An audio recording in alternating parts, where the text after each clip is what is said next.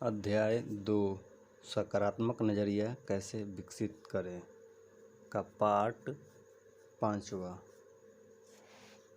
शुरू करते हैं। छठा कदम, नकारात्मक असर से बचें।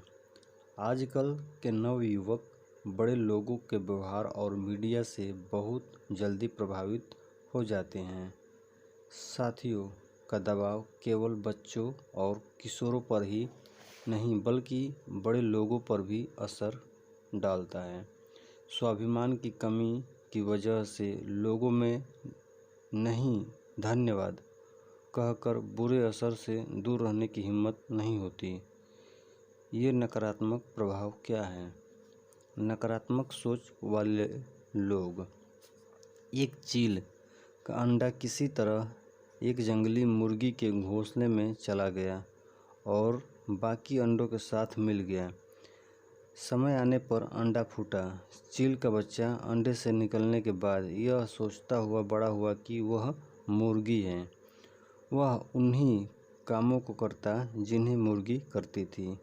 वह ज़मीन खोदकर अनाज के दाने चुगता और मुर्गी की तरह ही कुड़कुड़ाता। वह कुछ फीट से अधिक उड़ान नहीं भरता था क्योंकि मुर्गी भी ऐसा ही करती थी। एक दिन उसने आकाश में एक चील को बड़ी शान से उड़ते हुए देखा। उसने मुर्गी से पूछा, उस सुंदर चिड़िया का नाम क्या है? मुर्गी ने जवाब दिया, वह चील है।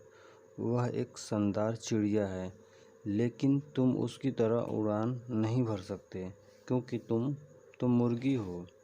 चील के बच्चे ने बिना सोचे विचारे मुर्गी की बात को मान लिया। वह मुर्गी की जिंदगी जीता हुआ ही मर गया। सोचने की क्षमता न होने के कारण वह अपनी विरासत को खो बैठा। उसका कितना बुरा नुकसान हुआ। वह जीतने के लिए पैदा हुआ था, पर वह दिमागी रूप से हार के लिए तैयार हुआ था। अधिकतर लोगों के लिए यही बात सच है। जैसा कि ओलिवर वेंडहाल होम्स ने कहा है, हमारी ज़िंदगी का सबसे दुर्भाग्यपूर्ण पहलू यह है कि ज़्यादातर लोग मन में कुछ करने की इच्छा लिए ही कब्र में चले जाते हैं। ज़्यादातर लोग मन में कुछ करने की इच्छा लिए ही कब्र में चले जाते हैं। हम अपनी दूरदर्शिता की कमी की वजह से बेहतरीन हासिल नहीं कर पाते। अगर हम चील की तरह आकाश की बुलंदियों को छूना चाहते हैं तो हमको चील के तौर तरीकों को सीखना होगा। अगर हम खुद को कामयाब लोगों के साथ जोड़ेंगे तो हम भी कामयाब हो जाएंगे। अगर हम चिंतकों के साथ जुड़ेंगे तो हम भी चिंतक बनकर रह जाएंगे। यदि हम देने वालों के साथ रहेंगे तो देने वाले बन जाएंगे, और अगर हम नकारात्मक सोच वाले लोगों के साथ रहेंगे तो वैसे ही बन जाएंगे। जब कोई ज़िंदगी में कामयाबी हासिल करता है तो तुच्छ लोग उस पर कीचड़ उछालते हैं और उसकी टांग खींचते हैं। हम जब खुद को ऐसे तुच्छ लोगों में उलझने से बचा लेते हैं तो हम जीत जाते हैं। मार्शल आर्ट में सिखाया जाता है कि जब कोई हम पर हमला करे तो उसे रोकने के बजाय अपनी जगह से हट जाइए। क्यों? इसलिए कि रोकने के लिए ऊर्जा की ज़रूरत होती है। उसका इस्तेमाल और बेहतर कामों के लिए क्यों न किया जाए। कुछ लोगों से उलझने के लिए हमको उनके स्तर तक नीचे उतरना पड़ता है और वे यही चाहते हैं, क्योंकि ऐसा करके हम उनमें से एक बन जाते हैं। नकारात्मक लोगों को अपने मकसद में कामयाब मत होने दीजिए। नकारात्मक लोगों को अपने मकसद में कामयाब मत होने दीजिए। खुद को नीचे मत गिराइए। याद रखिए कि किसी आदमी का चरित्र केवल इस बात से नहीं आंका जाता है कि वह कैसी सोहबत में रहता है, बल्कि इस बात से भी आंका जाता है कि वह किन लोगों की संगत नापसंद करता है। धूम्रपान, नशीली दवाएं और अल्कोहल। मेरे शराब न पीने की एक वजह यह है कि मैं जानना चाहती हूँ कि मैं कब अच्छा समय बिता रही हूँ, लेडी एस्टर का कहना है। शराब पीने के बाद आदमी के दिल दिमाग पर कोई रोक टोक नहीं रह जाती है और वह मनमानी हरकतें करने लगता है। सफ़र के दौरान मैंने देखा है कि कुछ देशों में शराब पीना वक्त बिताने का जरिया बन गया है। अगर हम शराब नहीं पीते तो वे हमें इस तरह देखते हैं जैसे कि हम कोई गलत काम कर रहे हैं। उनका आदर्श मोटो यह है, अगर हमारी स्कॉच अच्छी है तो इससे कोई फ़र्क नहीं पड़ता कि हमारी अंग्रेज़ी कितनी बुरी है। अगर कोई बैंकर उनसे पूछे कि आपकी नकद संपत्ति क्या है तो वे स्कॉच की 2 बोतलें दिखा देंगे। स्कॉच शराब की बोतलें हैं। आज के दौर में शराब और सिगरेट पीना शान की बात मानी जाने लगी है। इनकी शुरुआत करते वक्त आदमी सोचता है पहली बार ही तो पी रहा हूँ। अगर हम लोगों से पूछें कि वे अल्कोहल या नशीली दवाएं क्यों लेते हैं तो वे हमको जश्न मनाने, मज़ा लेने, दिक्कतों को भुलाने, तनाव दूर करने, तजर्बा करने, दूसरों पर रोब डालने, शराब पीना बिंदास होने की निशानी, ऐसे खुद को फैशनेबल साबित करने, मेल जोल बढ़ाने और व्यापारिक मकसद जैसी कई वजहें गिना देंगे। लोग खुद को साथियों की मांग के मुताबिक ढालना चाहते हैं।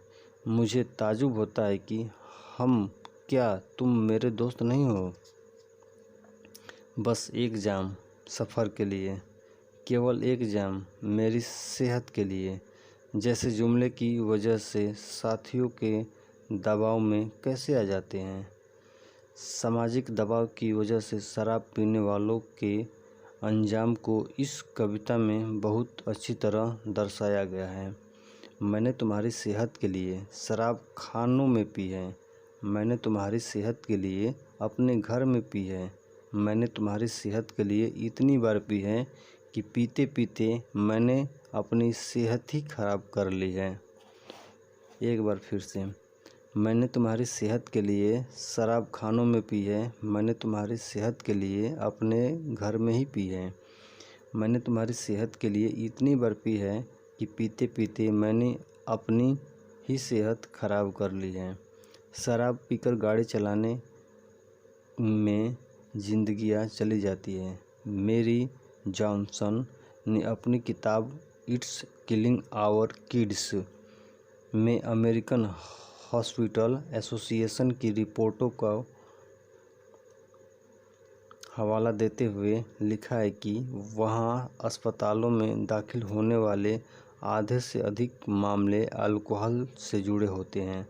नेशनल सेफ्टी काउंसिल के 1989 के दुर्घटना तथ्य संस्करण के मुताबिक अमेरिका में अल्कोहल पीने की वजह से हर 60 सेकंड में एक दुर्घटना हो ही जाती है। अश्लील साहित्य महिलाओं और बच्चों को इंसान के स्तर से गिरने का जरिया है। अश्लील साहित्य की वजह से महिलाओं को इंसानी नज़रिए से नहीं देखा जाता है।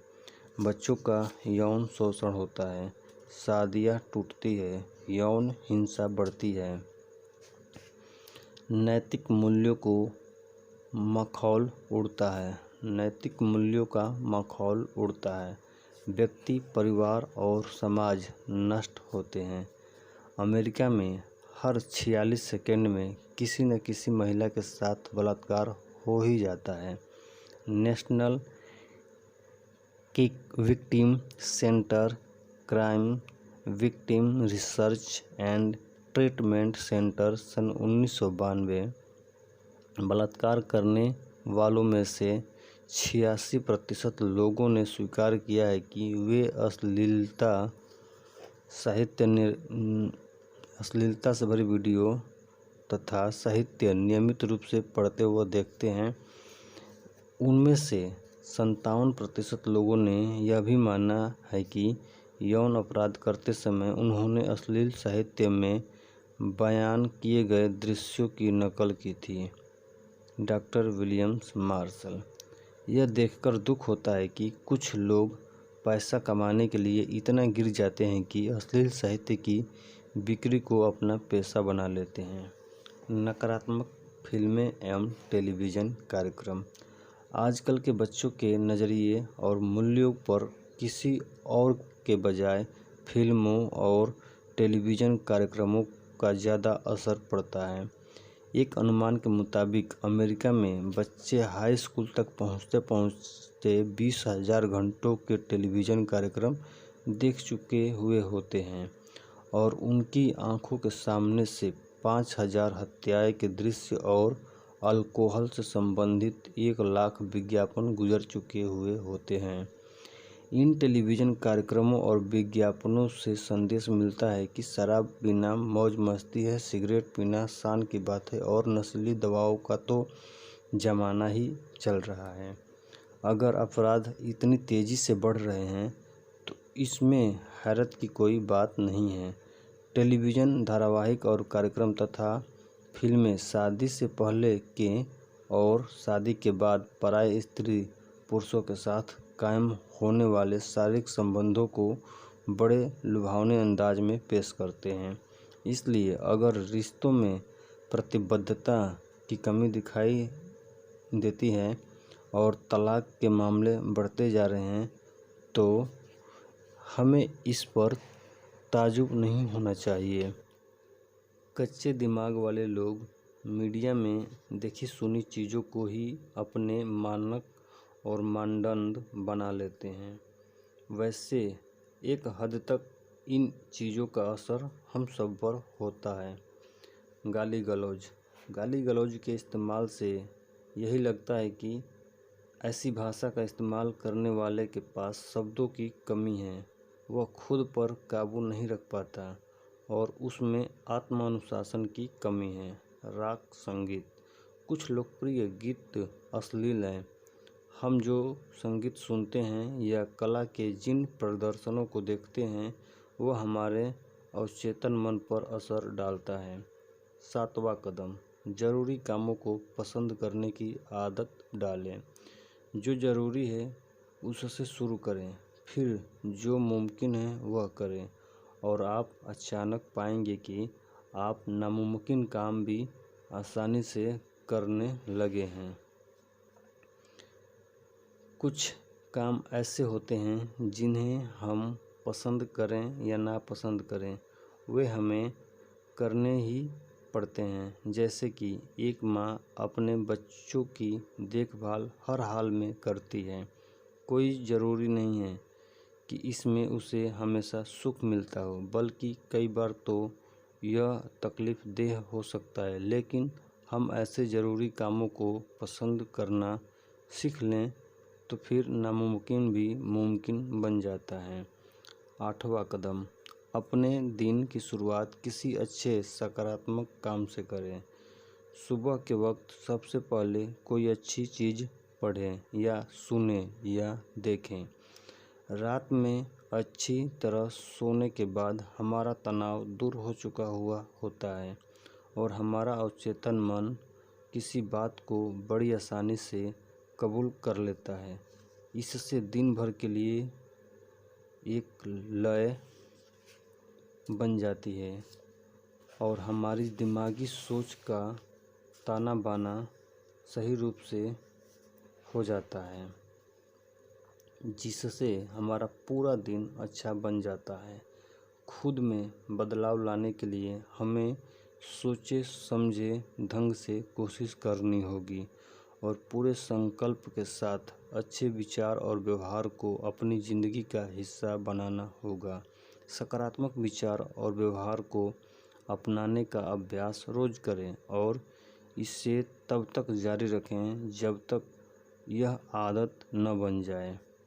हार्वर्ड विश्वविद्यालय के विलियम्स जेम्स का कहना है, अगर आपको अपनी ज़िंदगी बदलनी है तो उसकी शुरुआत फ़ौरन करें। अगर आप अब तक बताए जा चुके 8 तरीकों पर अमल करें तो विजेता बन जाएंगे। जीतने वाला बनाम हारने वाला। जीतने वाला हमेशा समाधान का हिस्सा होता है, हारने वाला हमेशा समस्या का हिस्सा होता है। जीतने वाले के पास हमेशा कोई न कोई कार्यक्रम होता है, हारने वाले के पास हमेशा कोई न कोई बहाना होता है। जीतने वाला कहता है मैं आपके लिए यह काम कर देता हूँ, हारने वाला कहता है यह मेरा काम नहीं है। जीतने वाले के पास हर समस्या का कोई न कोई हल होता है, हारने वाले के पास समस्या है हर समाधान के लिए। जीतने वाला कहता है मुश्किल होने के बावजूद यह काम किया जा सकता है, हारने वाला कहता है इस काम को किया जा सकता है पर यह बहुत मुश्किल है। कोई गलती करने पर जीतने वाला कहता है मैं गलत था, हारने वाला से कोई गलती होती है तो वह कहता है इसमें मेरी कोई गलती नहीं थी। जीतने वाला वचनबद्ध होता है, हारने वाला खोखले वायदे करता है। जीतने वाले की आंखों में कामयाबी के सपने होते हैं, हारने वाले के पास खोखली योजनाएं होती हैं। जीतने वाला कहता है मुझे कुछ करना है, हारने वाला कहता है कुछ होना चाहिए। जीतने वाला टीम का हिस्सा होता है, हारने वाला टीम के हिस्से करता है। जीतने वाला लाभ को देखता है, हारने वाला तकलीफ को देखता है। जीतने वाला संभावनाओं को देखता है, हारने वाला समस्याओं को देखता है। जीतने वाला सभी की जीत के सिद्धांत में विश्वास करता है, हारने वाला मानता है कि जीतने के लिए किसी का हारना जरूरी है। जीतने वाला अपने आने वाले कल को देखता है, हारने वाला बीते कल को देखता है। जीतने वाला स्थिर स्वभाव वाले ताप अस्थाई जैसा होता है, हारने वाला तापमापी जैसा होता है। जीतने वाला सोच कर बोलता है, हारने वाला बोल कर सोचता है। जीतने वाला विनम्र शब्दों में बड़े तर्क पेश करता है, हारने वाला कड़े शब्दों में कमज़ोर तर्क पेश करता है। जीतने वाला बुनियादी मूल्यों पर मजबूती से टिका रहता है पर छोटी मोटी चीज़ों पर समझौता कर लेता है। हारने वाला छोटी छोटी बातों पर अड़ जाता है लेकिन मूल्यों पर समझौता कर लेता है। जीतने वाला दूसरों की भावनाओं को महसूस करने में विश्वास करता है। वह मानता है कि दूसरों के साथ वैसा व्यवहार नहीं करना चाहिए जैसे व्यवहार की उम्मीद हम दूसरों से अपने लिए नहीं करते। हारने वाला इस में विश्वास करता है कि दूसरे तुम्हारे साथ कुछ करें उससे पहले ही तुम वह काम उसके साथ कर दो। जीतने वाला काम को अंजाम देते हैं, हारने वाले काम को होने का इंतज़ार करते हैं।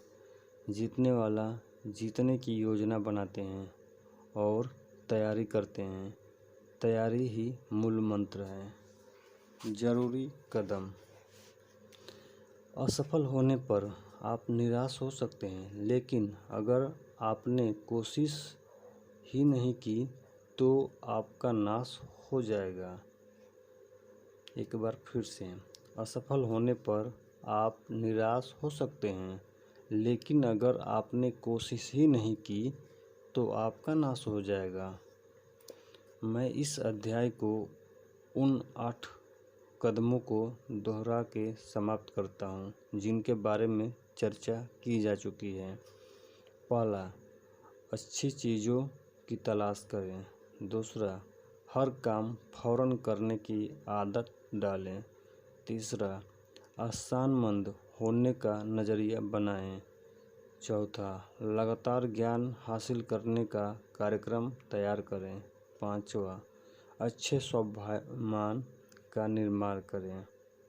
अच्छे स्वाभिमान का निर्माण करें।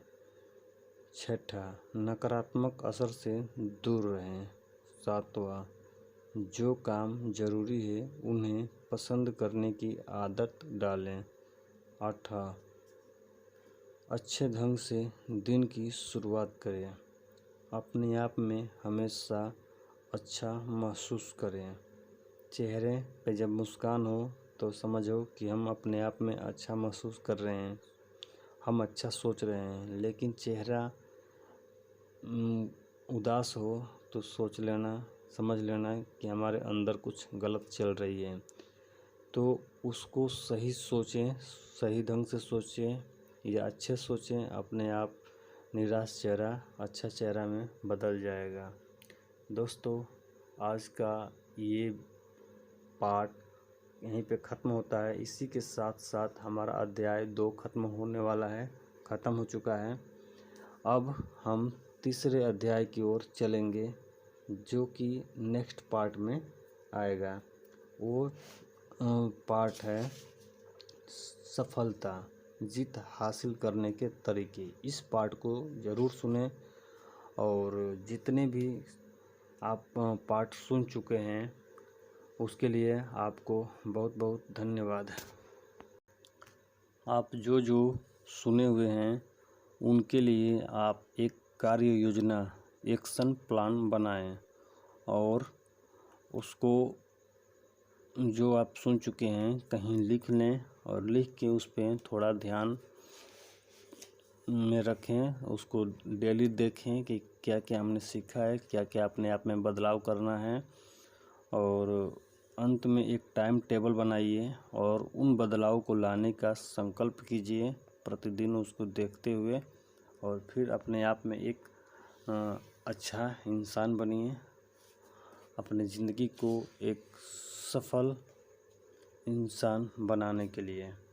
वीडियो ये अच्छी लगी तो लाइक करें और आपके मन में कोई विचार हो इस वीडियो के प्रति तो वो कमेंट में लिखें और इस चैनल को सब्सक्राइब करके रखें ताकि आगे आने वाली और शानदार इस बुक के पार्ट आपको मिल सके। और भी आपके मन में कोई बुक का ऑडियो सुनने का मन हो वो हमें ज़रूर बताइएगा। दोस्तों, आप YouTube के अलावा यदि इस ऑडियो को अपने मोबाइल में MP3 के रूप में लेना चाहते हैं, उसके लिए आप YouTube पे सर्च कर सकते हैं कि किसी YouTube का ऑडियो अपने मेमोरी कार्ड में कैसे डाउनलोड करें MP3 के रूप में। तमाम वीडियो पड़े हुए हैं, आप उनको देख करके ये ऐसा कर सकते हो कि आप इस ऑडियो बुक को आप अपने मोबाइल में MP3 के रूप में डाउनलोड कर सकते हैं। तो यहीं पे इस वीडियो को एंड करते हैं। आप अगला पार्ट सुनना ना भूलें। मिलते हैं नेक्स्ट वीडियो में, तब तक के लिए धन्यवाद। जय हिंद।